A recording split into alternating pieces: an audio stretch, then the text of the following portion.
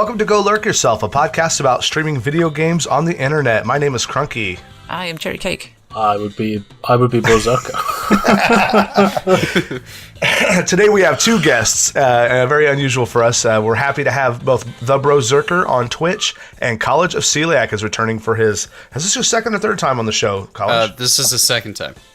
This is College's second time. This is BroZerker's first time. Welcome, guys. Thank you so much for being here. Yeah, no problem. Most welcome, mate. Before we dive into this week's episode, which I'm sure you guys have already read the title, I want to give a special mention, thank you to, first, my co-host, CherryCake. Thank you, Cherry, for doing this podcast for a year and a half now. Oh, it's been so long. It feels like forever, doesn't it? Yeah.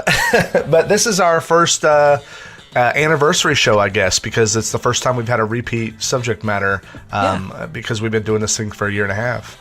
I want to thank also the viewers, listeners, listen to me, the listeners to the show. I really appreciate you guys sticking in there with us for this first year and look for big changes in 2019. But on to the show, guys. Today we're going to talk about the best game of 2018, some honorable mentions. We're going to talk about games we spent the most time playing. And then at the very end, we'll talk a little bit about 2019 and what that means for the video game industry, what we're most looking forward to. So without much further ado, let's get started with College. Why don't you talk to us about the game you spent the most time playing in 2018? All right, so game I played the most in 2018, I think was technically RimWorld, actually. Okay. Probably a close second would have to be Monster Hunter World or Smash Brothers Ultimate. Wow, you got that much Smash in the month and a half it's been out? I'm at about like 40 or 50 hours now. Oh, isn't that cute? He calls 40 or 50 hours a lot of game time. I don't have a lot of time to game, Crunky. I know. I'm just messing with you. So for those of us that are like me and don't know much about RimWorld, why don't you explain to everyone what that game is like a bit? I don't think it got as much media attention as maybe it deserved. So it's a smaller indie title where you essentially run a space colony. The basic story that you can start with is that you are three travelers who have been ejected from their spaceship, forced to crash land on a RimWorld, and in that colony you have to survive, gather food, build structures, try to prevent raids, try to survive whatever the storyteller throws at you. The storyteller is the AI that runs the game. You've got three options within those. You have Cassandra Classic, which ramps up normally. Phoebe, I forget her, I think it's Phoebe Pleasant. She's basically easy mode. And then Randy Random, who is complete RNG, which is my favorite. Wait. Randy Random? Yeah, Randy Random. That is amazing. All hail Randy Random. So if you guys don't know, what he's talking about, that AI is basically like the roguelike aspect of a planet colony management simulator. If you've played a game like, I think most people played SimCity. Imagine if SimCity was a space colony and instead of only the traditional things you're worried about, traffic and building, it was space stuff. You got to manage oxygen. I've watched College play this quite a bit. He's not lying when he said he put some hours in on it. And it looks like a very good resource management game with its own like wacky twist on the genre with the AI, the different kinds of AI. And am I right that it was in early access earlier this year and then they released the full version? Yeah, it's been, I think I started playing it back in like 2015. Oh my God, is that old? Wow. Yeah, really? It's been in early access, but today, or like this year, was the full official release. It wasn't one of those that people thought it was going to be stuck in early access for ever. No, the dev is super active on Twitter even still, cool. And he always puts out like blogs, updates. There were several updates. Also, I'm going to mute real fast because there is a fire truck. College just murdered someone. The cops are coming to get him. BroZerker, did you see or play much of RimWorld this year? I've seen a few people play RimWorld on stream, actually. It's one of those, every time I glance over it, it looks very like Terraria, Stardew, that sort of style of graphics, and it looks fantastic, but it's not something I've delved into myself. It looks really in-depth, though. Yeah, that's kind of what I thought. There's so many good. I mean, I think it's because the genre is easy to dive into for indie devs that there's a lot of really good in-depth ones out. I know a friend of the podcast, Wolf Trove, has played an absolute ton of Factorio, and it's the same. It sounds the same as this. It's early access, infinitely detailed, very active development team, and I think this is the answer to this kind of thing. Smaller crowdfunded indie games that are very good. They don't need a ton of commitment on capital because you don't have to make super HD 4K graphics for every game. You don't have to do a bunch of voice acting. A small upstart company can make a high quality game and have good market penetration in the face of like, oh, I don't know, a giant game company putting out a big stinking pile of crap. I don't know if you guys have any experiences with that this year, but But that's it speaks to how good the gameplay is of the game. Because like you were just saying then, you don't necessarily have to have, a AAA title for it to be good, or, the next gen graphics for it to play well. If you get something simple that has like a really, really good gameplay, it's really worthwhile putting the time and effort into it, and giving people that want to play that style of game something good that plays good. Doesn't necessarily look the best, but it plays really well. this really strikes me as that conflict that you saw in the early 2000s in movies where practical effects versus high quality digital effects. The human eye has a tendency to like see through some of those stuff, like they call that the uncanny valley, and I think game design has that a bit too. If the core of the game has a lot of passion behind it, great, like you said, Cherry, great gameplay, then people don't always have to have the best CGI cutscenes. I mean, I think we could all remember. Well, maybe we can't all remember. We weren't all alive then. But do you calling yourself old there, Grunk? I am a little older than you guys. Being attacked. Yeah, back in the late '90s, Blizzard took a lot of heat when they originally came out with these amazing pre-rendered CGI intros for like Warcraft 3.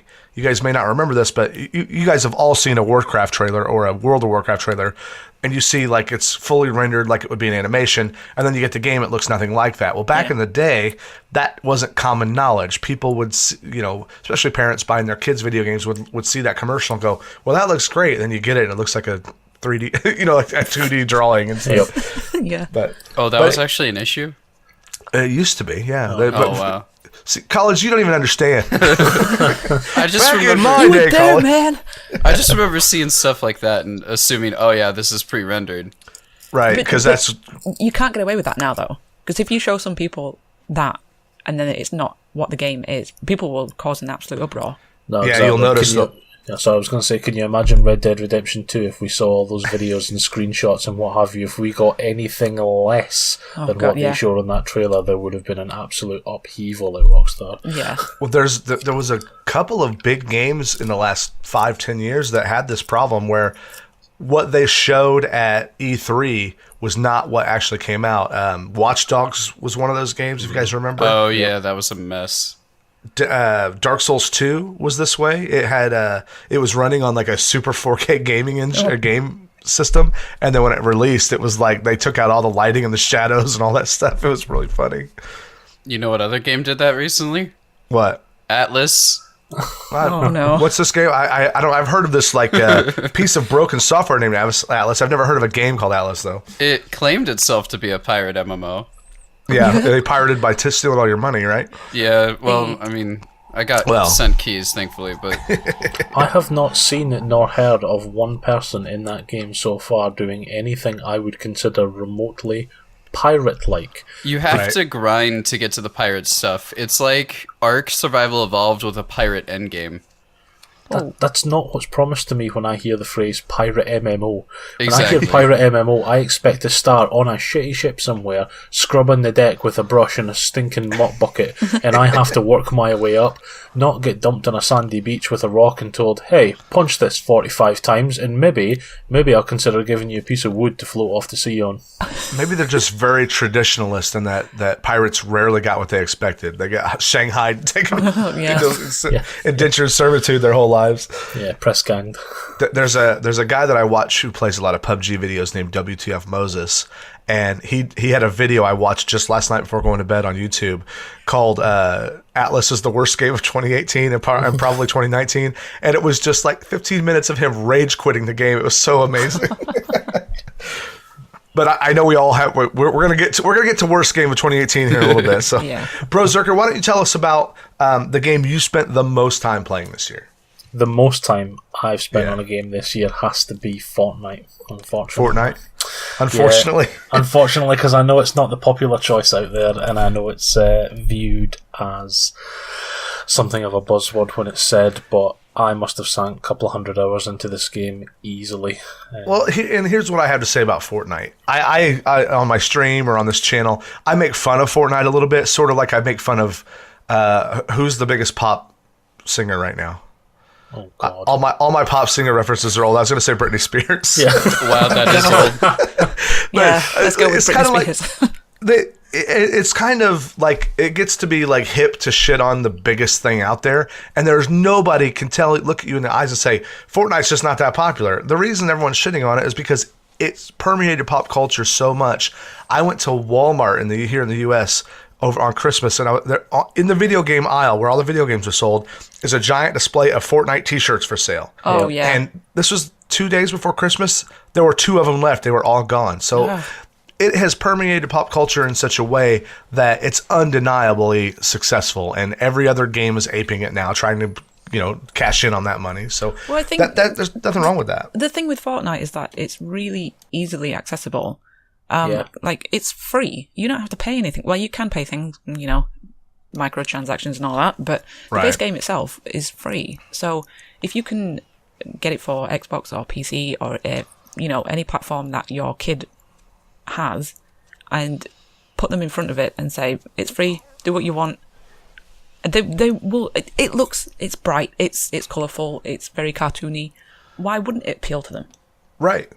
And I mean, everyone in this chat except for maybe College has played or plays and enjoys some kind of what do they call that game type? Battle Royale. So I mean, why would like you said, Cherry? Why wouldn't they like that kind of game? Because it's kid friendly. There's no blood and gore. It's all just lasers and silly stuff and buses on hot air balloons. And I would play it more if it wasn't for I don't care for the building aspect of it. Yeah, and I think a lot of people do say that. Like, I actually got into it because of the PvE story world, which I cannot praise highly enough, because you go into a world with 4 friends, you've got these zombies that are taking over, and you have to build and defend bases as they play. So it's traditional Gears of War Horde mode like it used to be back in the day, where you repel massive invasions. I never wanted to play a Battle Royale game. They just didn't interest me at all. I tried PUBG and I thought, it's not quite for me, especially on console. It looks very unfinished, so that bothered me non-stop. I don't blame you there. I've seen enough of it on console to go, yikes. This is me and Crunky that play every week on PUBG, and we know the flaws that game has, so don't worry, man. The reason I put so much Shut up. The reason I put so much time into this game is because it has not stayed the same once for the last year. Okay, yes. So there have been 5 different season modes that we've gone through. In like a teeny wee clip, I've seen Superhero Wars, where we had good and bad superheroes appealing to the Marvel aspect. We even had Thanos pop in and pay a visit. That culminated in one of the evil superheroes launching a rocket into space that opened up a big rift where a massive cube fell through. This cube was indestructible and then started rolling all over the map, doing crazy shit wherever it was and cracking the ground. As a result, when Halloween came, all these Raj cracks that popped up, the undead started popping out of them. So the PvE world merged with the Battle Royale world. And it just became something totally different. Then at Christmas time, the cube shattered, and then we've got this new polar invasion where all these planes and new vehicles have been added in. That's the big thing for me, and why I've put so many hours into it, is because it just keeps changing. It keeps evolving. They keep, granted, because it's still an early access game, they keep upping limits, downing limits, taking modes on, taking modes off. They've added the creative mode, which is pretty much Minecraft now. You can just go into Fortnite, create whatever the hell you want.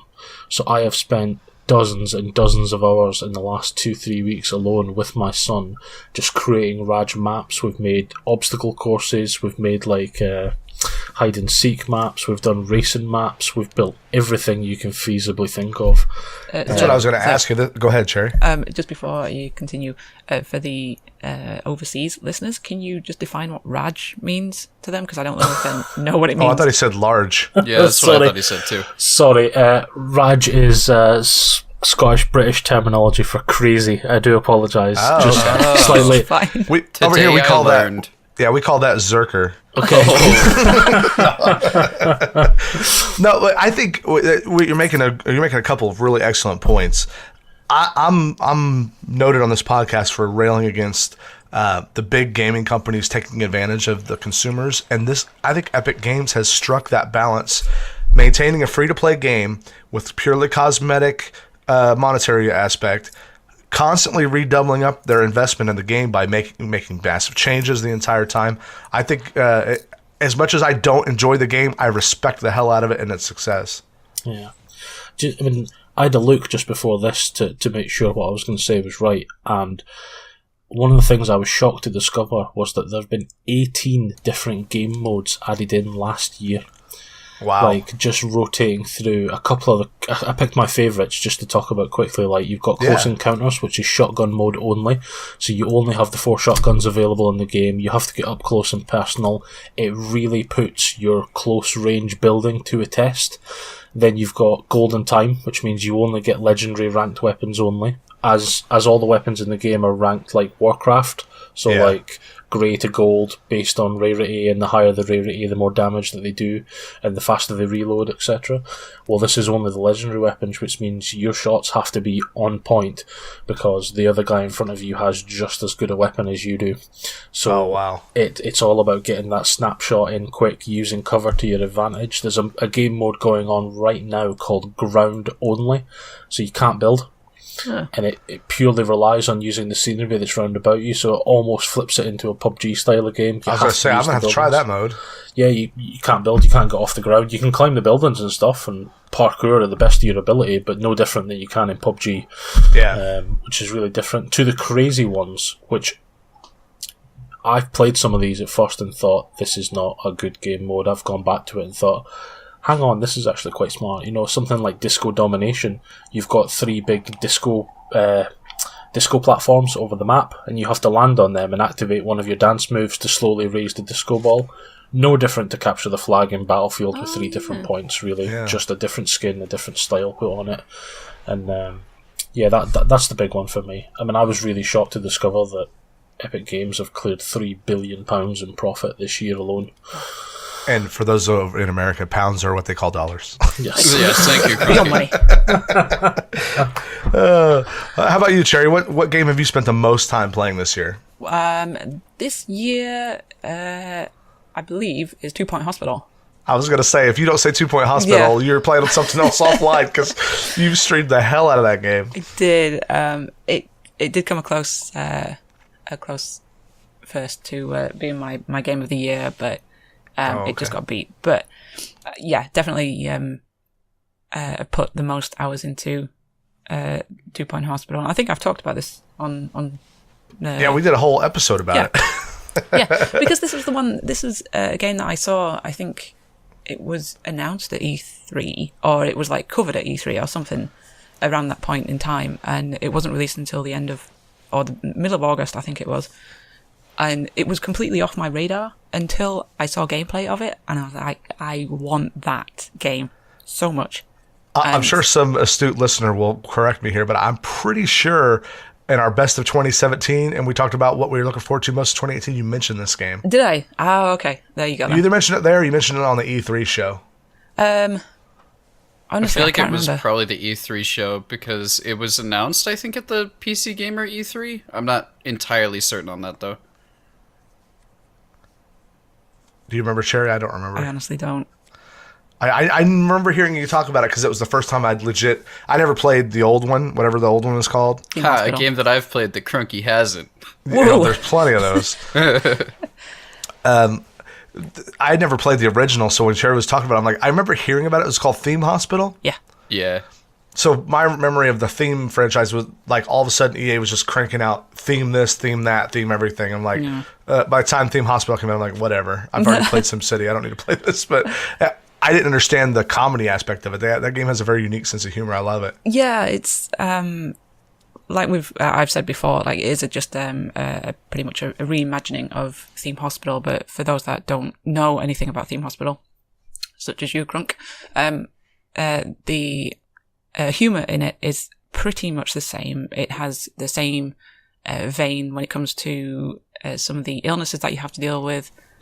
You have the announcer that comes out with some interesting comments, and it's just a really, really fun game to play and sink hours into. And I'm so glad that they managed to get around to kind of remaking Theme Hospital, because it was a game from my childhood that I played and have really, really great memories of. So for them to come out with this it's so nostalgic, I think, more than anything. Did I see right that they released an update for it this year too? Yeah, since it released? They've well, not so much an update, but it's a small DLC that they brought out for winter. Okay. So you've got like they've introduced I think three more levels.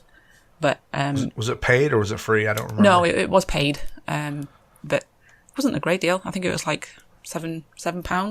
I was gonna say the game was only like 20, 30 when it came out. Yeah. For the price that it was released at, you get so much bang for your buck. Right. I can't recommend it enough.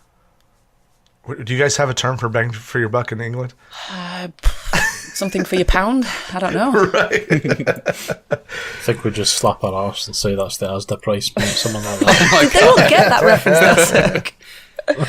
that's You care to explain that one to us, Zerker?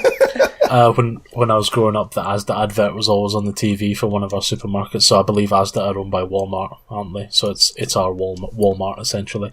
And Asda? Asda. ASDA. I think there are Walmart basically. Okay. So the woman always used to walk past on the advert and then slap her backside for the change that was in her pocket, and look at the camera seductively to go, "That's the Asda price." Oh, you'd wow. save Okay, a lot of I money. think I don't know about the seductive part, but the rest of that was true. I Hey, saw sir, you her just let eyes us as have our seductive. imaginations. Sorry. So I don't know. Would that pass American TV standards? I don't think it would. Yeah, I feel like that'd probably get taken off the air. We What? have I mean, America she's wearing has. clothes. I know, but even just that, even slapping her own ass, they on a commercial, I don't think would fly. We have a standards and practices that's really outdated from like World War II era. They something happened and they really clamped down on it, and it's really taken forever to come back. And with the advent of paid TV, cable television, they haven't had any need to, because everything risque just goes over there because there's no restrictions. But anyway, that's enough ass slapping talk. Let's get back to Sorry. That was no. Don't be sorry. I'm glad that we talked about it. My number one game played this year was. Anybody have a guess? PUBG. How did you know? Wow. Oh, I know. I omitted PUBG from my list because it's kind of just a given. Because we don't have to, but we generally play every week, and you play like a lot more than me. Now, I am insulted by the insinuation that I play this game too much. I only have play it every 1,600 day. I said too hours. much. I did not say too much. I only have it in 1,600 hours in it, according to Steam. But they've not done as good a job as Epic has with Fortnite. Probably because it didn't make $11 cajillion for one. But given that they were I can actually tell you how much it made if you wanted to know. Yeah, do that. It cleared 120 million in profit last year, as opposed to Epic's 3 billion on Fortnite. Yeah. Oh, God. So I mean, basically the same. That's what a couple rounding errors is difference, right? Yeah.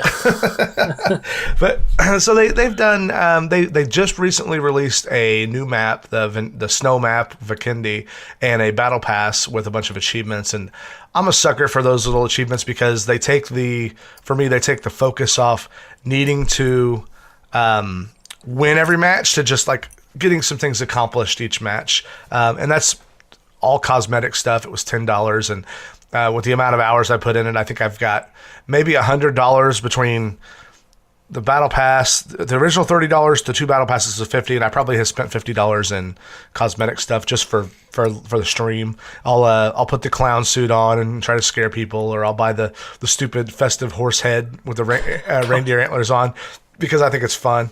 But I've really enjoyed it. I've not broken any headphones this year. That's my voice is. I'm a little hoarse right now in my voice if you hear it because I was screaming at the game yesterday. So I've been having a good time. Yeah, sounds like it, dude. Yeah, I really do enjoy playing the game. It's the perfect blend of action and tactics to me. That I scratched an itch I didn't even know I had. In fact, when PUBG was announced, I think it was. Maybe in Bishev's channel, we were talking about it, and College was probably there. We were talking about it, and I was like, no thanks. Everyone compared it to Arma and DayZ and those mods. I'm like, ugh, gross. I hate zombie games, for one. I don't like anything to do with zombies usually. And then I actually watched someone play it. I'm like, and a bunch of friends were like, hey, let's try it. I said, okay. And then here we are a year and a half later, and I'm still playing it. But I have snuck in other games. Don't worry. I've played other games. It's just my filler game between stuff. I think they've done well in introducing the new map, because before this winter map that they brought out, I was really losing interest in it. Even though we were playing it I was playing it like once a week, it was starting to become a chore to actually sit down and play it with you guys. I still love the social part to it, because I get to hang out with you guys, but I wasn't bothered about playing the game anymore. But it's kind of brought it back with this new map, so I'm quite happy about that. Yeah, for sure. They put out 2 maps this year. One over the summer called Sandhawk that was more of a tropical theme, and that, like Cherry said, it kind of rejuvenates a lot of interest in the game. The snow map, in between just the new maps, they're also tweaking the gameplay. They've I think it's technically in full release now, but they're still doing updates. Yeah. They overhauled the parachuting system to make it more realistic and less frustrating. They're always tweaking gun balance and adding new guns and taking stuff away. That is a good point, but they also seem to introduce things and then break 10 other things. This is what annoys me about PUBG so much. It could be such a good game if they got their act together. I think I agree 100%. When they released Sandhawk, they broke too many things. Yeah. The Vikendi map, and judging by the fact I haven't even thought about this until you just brought it up, the Vikendi map, they really weren't any major bugs introduced that I can think of. Can you think of any? No, the only one... actually, no, it's disregard that anyway, because it was on test server. Because you made the point of that it kind of brought a lot of hackers because they were testing out new things on the map, but with it being in the test server, it doesn't really count towards anything anyway. So no, not that I can think of. There was nothing. I read an article last week. They banned nearly 40,000 hackers. Yeah, I including some, including some of the PUBG Pro League players. Yeah. All of a sudden retired. Ooh, controversial. They got busted. Yeah. So I don't know. I think. I really like the core gameplay loop, despite its flaws, and I continue to play it. Here we are a year and a half after its release. Sort of like what BroZerker's saying, if you don't have to like everything about the game, but if you like enough of it, or you have something in common with your kid and you like to play with your kid, that can carry you through a lot of stuff and make you kind of dig underneath the superficial aspect of it and get at the guts of it and enjoy it. Yeah. You really touched home there when you said about you love the achievements and the extra things that you can do that take the boringness away from the game, because it's one of the big selling points of Fortnite to me. I spent 2.5 hours this morning with my son grinding out for pistol kills and shotgun kills to knock out those challenges. I wasn't bothered about winning the Battle Royale games. I was doing that. And there's another 2.5 hours that I just sank into it because of it. And I know it's the same with PUBG now because it wants you to do the same style things. Oh, yeah. We talked about how the success of Fortnite has really permeated the industry. PUBG is no exception. I mean, the Battle Pass system came directly from Fortnite. Yeah. And I love it. I played earlier this week, last week. It's holidays here, and I've been off work, so I don't know what day it is. But maybe a week ago or 5 days ago, I was doing some achievement hunting, and there's a really crazy achievement you have to do, like smash windows and break doors and blow up cars and all these things you have to do in one match. And just running around the map, going crazy, not even worried about trying to play the strategy. I ended up winning the game at the on a solo, and I was like, wow.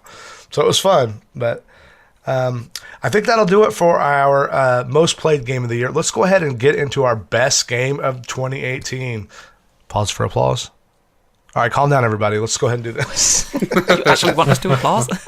No.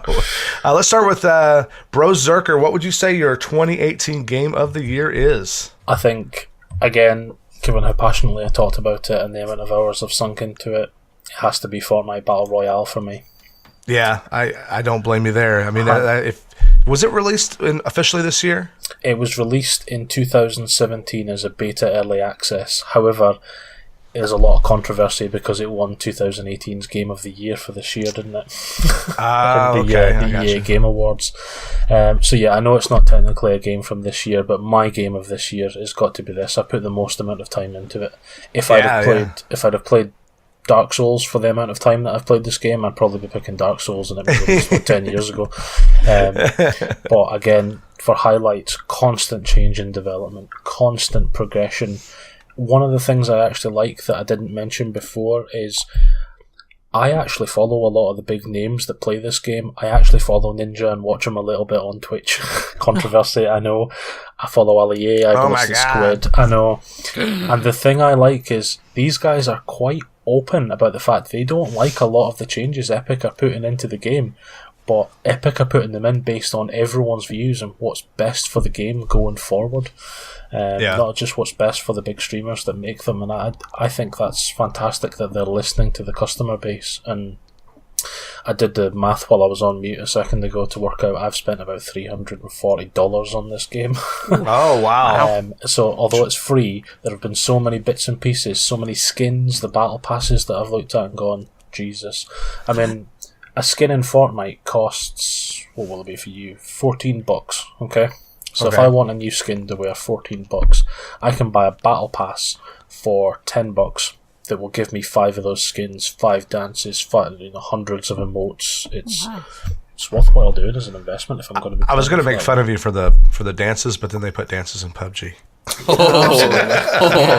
I saw someone in your stream the other day going, "Oh, but the dances in PUBG are so much better than the ones in Fortnite," and I was just like, "They're crap in Fortnite, they're crap in PUBG. Come on, let's not argue about the dances." My, how the turntables. All right, College, what is your 2018 game of the year? Shocker, it's RimWorld, because it's officially released. It's the only year I can put it for that. Nice. So, do you have anything more to say about RimWorld that we haven't already talked about? Why it made your best game of the year? So, if you want to run a chinchilla drug farm, you sure can. If you want to Whoa. What? Be right back. I'm installing RimWorld. All right. If you want to take someone prisoner and then harvest them for organs, you sure can. Nice. This took a turn. Yeah, it can be a very dark game. Yeah. If you want to have your face pounded into the ground because you start with one colonist completely naked and are immediately thrust into a volcano explosion with acid raining down along with the ash, that's there too. Wow. It is the Dark Souls of colony survivals, but harder than Dark Souls. Harder than Dark Souls? Oh yeah, if you play right. You got something to say about that, right? No, I've never played RimWorld. I don't think Dee would approve of it. She calls it the Excel game. Oh yeah, it kind of. Dee and I have talked about this. Thus, Sunny Dee, if you don't know who we're talking about, is my wife. We've talked about that and Factorio and those games that are kind of like the 2D grid. They kind of look, for gamers of a certain age, they kind of look retro. Because there was an era of PC games in the mid '90s that all looked like that, and that's why it kind of it has a negative connotation to me, even though it has nothing to do with the gameplay itself. I just remember playing a lot of those games, and that era were shit. So but they're guilty by association, and I've watched enough of that and Factorio to know that they're not bad games. Yeah, that does make a little more sense. How about you, Cherry? What's your 2018 game of the year? Mine would have to be Assassin's Creed Odyssey. Oh, okay. Yeah. So give us some insight into what makes that game so great. Well, to be honest, it was never anything. It was never on my radar. I've passed by the Assassin's Creed franchise for some unknown reason, but I think again we probably did an episode on this on the podcast before. But one of the reasons that I got the game was because our friend Zinachris streamed it. I know I didn't know it at the time, but I was kind of looking for an open world game that had some adventure and combat in it. And from watching him, it made me buy it. And I have to say, I'm absolutely blown away by it. I've never played an Assassin's Creed before. And to go into this one blind, pretty much, was really, really fun to do. Because I didn't have any expectations of it. I didn't have any past or previous experience of the Assassin's Creed games. But from what I've been told, it's quite different from the older games. This one's got a few more RPG elements to it.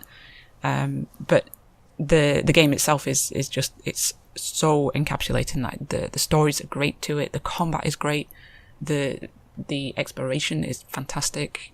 You get to see different historic monuments and gods, I think, from like the Greek world. Mm-hmm. So, yeah, it's a fascinating game to play, and plus you get to play as an Amazon woman. Well, yeah, there is that. That's the actually. Thank you for bringing that up as well, because you do get the choice of. I like the inclusion of having the choice to play as the guy or the girl. So it's very to me anyway. It's quite progressive. So you say that like there was a choice. Well, to be honest, I don't know if I haven't seen anybody play as the guy Alexios. So that's what I was saying. Yeah. I was telling Dee, I'm like, because she always loves being able to play when the game gives you the choice, and I go, yeah, it's pretty cool. A lot of people play their girl, and she's like, there's like you can play as a guy in that game. I go, yeah. She goes, I thought it was like Tomb Raider. She was just the character. I'm like, no. Yes. Let's not talk about Tomb Raider. Oh, I was about to ask actually, if Tomb Raider hadn't have been so glitchy on release, do you think it would have been your game of the year? No. Yeah, she didn't like it for more than just technical reasons. She didn't like some of the story either, right? If you really want me to, I can go into a whole spiel of it, but I will spare you. You could just go back about 5 episodes where we talk about it for an hour. You will hear on the episode that I have a massive rant about that game. But basically, there were a lot of, not problems, but they went into production a different route from the previous two, and I think it did it more harm than good. But yeah, the glitches in that game as well kind of screwed it over, really. So put you over the edge. Yeah. Well, we've got just about 20 minutes left, so I would really like to talk about... Whoa. Yeah. What's your game of the year? Oh, yeah, I got to do my game of the year first. Yeah. Duh. So I played quite a bit of the big releases this year, including Red Dead Redemption 2, Spider-Man, Smash Brothers. I did not play Assassin's Creed, but I played a lot of other big games. And I have to say, my favorite game this year, for many reasons, was Spider-Man for the PS4, and I'll tell you why. It's very rare that a game comes along that has every opportunity to fail, but still somehow succeeds on every front, and that's what Spider-Man did. You know, even like we just talked about Tomb Raider coming out, big hype, big budget. It missed the mark on a couple levels, including technical aspects and story side. And if you think about all the hands that are in that cookie jar that was Spider-Man, you've got Marvel's hands in the cookie jar. You've got Sony. You've got... So, as I was saying, Insomniac Games was developing this game, and they could have missed the mark with all those people meddling in the game so many different ways, in story, in voice acting, in gameplay, and they nailed every bit of that game. It was a great story. It had stealth elements in it that were not too many. They were a little forced. A lot of people complained about them in their reviews, but I found them to be perfectly timed in the story to balance out. As soon as you get tired of swinging through as Spider-Man, swinging through the town as Spider-Man, which was amazing, and doing those missions along are these story-based missions that are stealth, that were fun. They weren't too frustrating, and I hate stealth in games. And is that because you're bad at it? Yes, exactly. I'm like a bull in a china shop when it comes to stealth missions. Just run on through the whole thing. That's why I hate Hitman. But Hitman's good. If I can't Rambo through the mission, the game sucks. But anyway, it had like a very good story arc and that tied into the Marvel universe. I mean, think about how hard it is for big Hollywood companies or big Hollywood studios to make a series without screwing it up. See, like the Batman, Superman movies, the Marvel cinematic, or not the Marvel, but the DC universe. They've had some real hits and misses on their side because there's just so many conflicting interests in it. And somehow Spider-Man comes along and hits, to me anyway, hit every mark of video game making. They didn't over monetize it like all the big companies are doing. They put out I've not played the DLC. It came out recently, and I've heard some things about it that aren't great. But to be fair, I'm just talking about the base game. I enjoyed it. It had a lot of good unlockables. It wasn't too painful to grind to get all the 100% achievements on it. I have nothing but good things to say about it. In fact, I wanted to say other games this year, but it did such a good job and such a good... it surprised me that they were not able to fall into some of those traps that I have to give it my game of the year. Yeah, I remember you streaming it, and from what I caught, it looked like such a fun game to play. Like more than anything, I'm not like a massive superhero fan or comic book fan.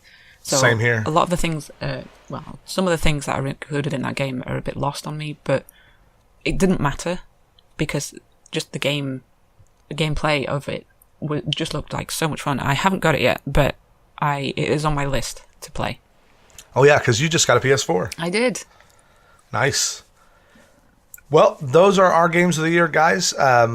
Let's talk a little bit real quick about 2019. I know we're all avid gamers and streamers here. If you guys don't know the BroZerker, TheBroZerker, he is on Twitch TV as well.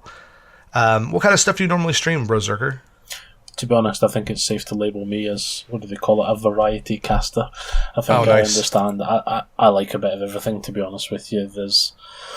I came to Twitch playing only Fortnite because that's what my son wanted me to do, but the longer I've been there, the more and more games I've picked off my shelf or off my Steam library, and I'm just trolling through. I've done a lot of horror, done a lot of RPGs, and I'm currently going through Dark Souls, and to be honest, it's my first experience in a Souls game, which I think is going to lead on to quite a lot more Souls action over the next year coming. So somebody warned you about Dark Souls 2, right? I've been told Dark Souls 2 is not as slick as Dark Souls 1, and it is long and slow, but I've also been told to give it a shot and see how I feel. Yeah. I hope you have a better go at it than I did. Especially the DLC in that game. The Taken King stuff is such a slog. But what is your upcoming game of 2019, Zerker? I'll be honest, my upcoming game's purely based off of my experience with Dark Souls. I don't know if I can pronounce it right, so I'm going to give it my best shot. It's called Sekiro Shadows Die Twice. Yeah. That's it, Sekiro, yep. That's the one. That's FromSoft, yeah. It looks fantastic. Ever since I've got into this sort of Dark Souls style combat world, and then I saw the trailer for this game, I thought it looked fantastic. Not only that, you're set in 1500 Japan, a brutal period where it's all about constant life and death fighting, and you've got an absolutely crazy assortment of pyrotechnic tools, ninja abilities, stealth, fighting. I think it's going to be a fantastic game, and I'm told it has a learning curve in it, a lot like Dark Souls, which I'm looking forward to get to grips with. Yeah, I'm definitely... Go ahead, Cherry. Sorry, I was going to say, was that the one that they teased at E3, but it did 4 seconds? Yeah. Yeah, they did. They did. They showed the little... He has a grappling hook built into his arm made out of bone, and that's the thing that they showed. But I'm cautiously optimistic about that game because it's quite divergent from the Soul series as far as like mechanics and combat. So I have a lot of trust in FromSoft based on what they put out. But if you really look at what they put out, it's only been Souls-like games. So who knows? Maybe it'll be something new and interesting and similar enough to Souls that everyone loves it. But sort of like when you talk about the big streamers who don't like what changes come to Fortnite, I find that there is a swath of people who, if you make any major changes, they are just like, nope, this is not what I want, and they don't even give it a try. You know what I mean? Exactly. There's a good friend of the podcast named Gorby. His friend named Adam, who I've known as Dalpheus for years and years and years. He and I gamed decades ago together. We used to play Battlefield 2142 all the time, but he was a huge Dark Souls 1 fan, loved Dark Souls 1, and Dark Souls 2 came out, he liked it okay, and then Bloodborne came out, and I was talking to him at Gorby's birthday party last year for the first time in a while. I'm like, oh yeah, I heard you like Dark Souls, the Soul series. He was like, yeah, and I go, what about Bloodborne? Don't you think it was awesome what they did? He goes, no, I hate Bloodborne. And it's the first person I ever met that loved Soul series but hated Bloodborne. And he was like, I go, why? He goes, they took away all my armor, my shield. He goes, that's not, I play Dark Souls for the shield. Big heavy tank, block, attack, and he hated Bloodborne for it. And I was like, Jesus. Anyone in Dark Souls play with armor? I do. Some people do, yeah. I love my shield. I mean, you've seriously given shield. me a major doubt there, because I couldn't live without my shield. I actually don't like the rolling aspect of Dark Souls at all. I like having the security of something to block. Yeah, I'm using a shield in my first playthrough as well. Yeah, Dark Souls 1, you almost have to have a shield in the first playthrough. I guess I better get good then. Same. The other streamer that we have on here is CollegeOfCeliac. He is that Celiac, CELIAC, is also on Twitch. He's been on before. College, why don't you remind everybody what it is you do on your channel? I tend to do mostly strategy simulation. I do some cooking, and then variety for the rest of the other games. And some Dungeons and Dragons, don't forget. Oh, yes, of course. I heard my wife upstairs laughing for like 3 hours yesterday. Oh, that's and I was good. Like, what the hell is she doing? That means I did my job well. So what college would you say is the game you're looking most forward to in 2019? Is it okay if I have, like, one big one and two honorable mentions? I'll allow it. Okay. The big one I'm looking forward to is Animal Crossing 2019, assuming it doesn't get delayed. Is that for your son or daughter to No, play? no, it's for me, Crunky. I'm becoming an AC channel when that comes out. Oh my no. God. You're going to hate me. Unsubscribe. And then I'm also hoping for a release date for Mountain Blade 2 Bannerlord and Age of Empires 4, but we haven't heard much on those for a while, so... There's an Age of Empires 4? Yeah, it got announced in, like, 2017, and we just have heard nothing since. Be right back. It's about Microsoft Studios, right? Yeah, I think so. I think they might have brought Ensemble back as well, depending. I'd have to look at the trailer again. For those who are new to the channel, or new to the podcast, or College's channel, he is an avid Age of Empires 2 player. And despite the fact I've been playing that game longer than he's been alive, he trounces me on it every time we play. My fast castle time's only 20 minutes. Don't let them, like, think it's that good. Yeah, the fact that he's talking about his fast castle times should tell you all you need to know about his skill level. I didn't know what that was until I played him. But when I played Age of Empires 2, there was no internet, so... I was going to say that there wasn't internet when I started playing Age of Empires. When I started playing Age of Empires, I actually was building castles in my backyard. That's how I played. Oh. God. So you have... What was the other Banner saga? What did you say, Bannerlord? Mountain Blade 2 Bannerlord. It's the sequel to Mountain Blade Warband. Okay, Mount and Blade, not Yes. Mountain. No, okay, gotcha. it's like Mount and Blade. Gotcha. That's a medieval horseback combat simulator, right? Yeah, you like siege castles, grow your army. I think you can get married. Actually, I have been married in the first one. I assume they're bringing that back. I think this one they've added in a family system. There's new persuasion systems, new city systems. You can own entire cities, which is really cool too. So it's a single player game, right? It has multiplayer. I don't know if they're gonna have like the multiplayer campaign where everyone could go through that. I hope that they do, but it seems like it would be hard to run that. But yeah, for the most part, it's single player. I think I bought it on a Steam sale like 5 years ago for $4 or something, and I turned it on once. Was like, it didn't click. I have 107 hours in Mountain Blade Warband. Wow. Have you ever played it, Zerker? I was going to say I've played it on the console. It's a really good game. I was about to chip in and say you can get it for like £3-4, and we were talking earlier on about that as the price game or the bang for your buck. It's totally worth it. Okay, well, maybe I have to give that another try. I've never heard of it. Highly recommend. Cherry, what about you? What is the game that you're looking most forward to in 2019? Big releases. I would have to say, which is actually coming out next month, Resident Evil 2 remake. Yes. Actually really excited about that. I haven't played a Resident Evil game in a very long time, and just seeing some of the early footage, the gameplay from Resi 2, really makes me want to play it. It looks so smooth, so slick, and so pretty, despite the fact that you've got zombies that are eating your face. It looks really good. On the indie front, which I just quickly was looking up, I don't know if you guys remember, but there used to be an old Mega Drive, or Sega Genesis for you American guys, game called Toe Jam and Earl. Yeah. And they're doing another game, but like an updated version. It does say that it's going to get released next year, but I think they've had a few problems with it. So whether it comes to pass, I don't know. But I'm just, again, probably like more for nostalgia's sake. I think I'll pick that up if it does get a release next year. Nice.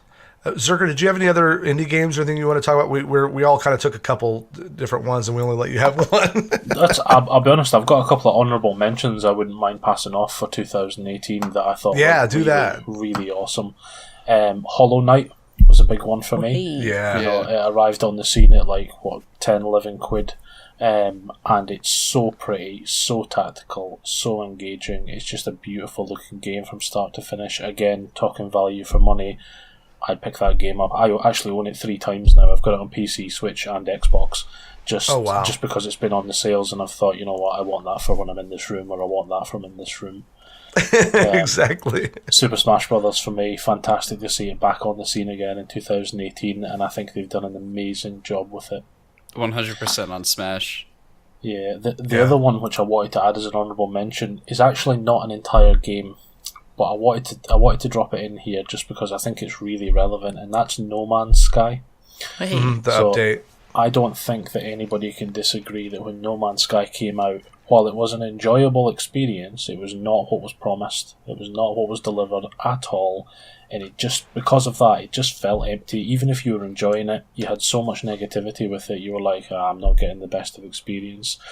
They've really worked their backside off when they've done the update on this, and everything they've added in, the planet stuff, the building your own buildings, the terrain, the vehicles, meeting up with your friends online, I feel they finally turned it into the game that it should have been when it was launched. So I thought it deserved an honourable mention because it re-kicked my enjoyment of it all over again. Yeah, I agree. I've been interested in trying it again, but I'm going to wait for it to go on a really deep sale. Not necessarily because I don't want to spend the money on it, but because I don't want to reward the behavior of releasing a game at $60, then fixing it for 2 years and turning it into something good. I'm glad they did, but I'm still, and I don't even think the developer is really who did that. I think Sony forced their hand because they were the lead investor on that item on that totally. game. But it still pisses me off that when companies do this, it's a trend that I look forward. That's like one of the reasons that I support a game like PUBG, even though they've got their issues. They released the game early access for $30, and they supported it for 2 years. You know what I mean? But they released it in early access state. These bigger companies now seem to be releasing games like No Man's Sky in what is arguably an early access state for full price. I had the same issue this year with Sea of Thieves. Sea of Thieves will be a great game, and they have a great core animation, and the look of it is great, and I'm sure eventually it's going to be great, but to release it for $60 and go, just trust us, in 2 years it's going to be great. really bothers me. Totally. You know I'm a big Sea of Thieves fan. I streamed Sea of Thieves. I was actually talking with Cherry about this the other day, and I was saying to Cherry, even I don't own Sea of Thieves outright. I get it on a battle pass, which is free with my Xbox that I pay for with like 100 other games, because I'm not ready to reward them yet. As much as I love the game, it's still only 40%, and every update they do makes it better and better, but it's still not enough for me to sink 40 quid into the game, or $60 for you guys. Absolutely. Yeah, I 100% agree. My 2019 looking forward game I'm looking forward to the most is Sekiro. I'm going to agree with you on that one because I'm a huge FromSoft fan. I'm expecting to not be in love with that game as much as I love the Souls series for some reason. I'm looking forward to a game called Code Vein. Have you guys heard of this one? No, I haven't. Oh, yeah. No, that rings a bell. Yeah, it's like an anime vampire Dark Souls. That's about all I know about it. Yeah. I've seen some early access, like IGN had a video where they went to the studio and played it for a bit, and like people who there's a streamer named oh shoot, I'm drawing a blank on his name, but a big streamer who streams a lot of Dark Souls who got a chance to go play it, and he said, look, he goes, I'm here to tell you guys, this is a game that you should keep your eye on because it reminds me so much of early Souls. I don't want to go on too much of a tangent about Dark Souls, but one thing that Zerker or College of Celiac or Cherry, you guys have never played Beyond Dark Souls 1, you may not know, is that there is a feeling that Dark Souls 1's world building has that's never really been recaptured in the series, including Bloodborne. And that's because of the way that game was developed. Miyazaki, the creative director behind all of the Dark Souls series, came in halfway through development of Dark Souls 1.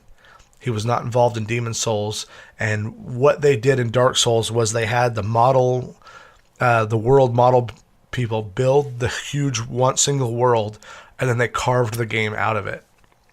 And there's something about the way that development happened that means that leads to things that some people absolutely hate about Dark Souls, which is the tight, cramped corridors you can't even swing your weapon in, so in parts of the map. But it feels like a world that wasn't designed for you to run through it. You're like carving your way out of it, a cruel, uncaring area. And that's something to do with the soul of Dark Souls, I think. Dark Souls 1, that was never really recaptured in Dark Souls 2 and 3, partly because I think enough people hated it. but for people like me that thought that was part of the charm of the world, I think that this Code Vein people, I hope that they're looking at that and carve that into their game. A lot of people in their quest to tell me Dark Souls 3 is good, even though I've not experienced it yet, tell me that one of the most negative features is a heavy copy-paste feel about the way it's designed. Yeah, I can understand that. There's a section in the middle of the game that is very like they had 6 or 7 pieces of corridor and they just slapped them all together in random places. I could see that. So those are my games I'm looking most forward to. A couple other honorable mentions for 2019. Games I'm going to keep my eye on. Anthem. That's a huge game. If they take a big swing and hit, and don't go down the route of Destiny of releasing bare bones content every year, maybe that'll be good. But I'm gonna have to disagree with that, man. Yeah, I don't really have faith. Yeah, I actually was hyped for it until the other day when I saw that they're introducing a credit and currency system to buy all your skins, and that was the first hint of microtransaction to me. I had not seen that yet, but the other thing I'm keeping an eye on is the Star Wars game developed by who is the company that is making that Star Wars game? You think I would know this stuff? It's called Star Wars: The Fallen Order. It's made by Respawn Entertainment, who made Titanfall series. Oh, yeah. And nice. I love the Titanfall series. I don't play it a whole lot, but every time I played it, I absolutely loved it. So if they can make it takes place between some game here called some movie called Revenge of the Sith. I don't think it's actually a real Star Wars movie, but and then before the New Hope, during the Jedi hunt. So world building stuff where they have a little bit of reign to like be creative with some of the things, but bring in some characters. Like for example, maybe you can kill Jar Jar in this one because he was still alive at the end of the third one. Yeah, I mean, I think it would be my game of the year if you can kill Jar Jar in it, right? It has to be. Gungans. I'm sorry.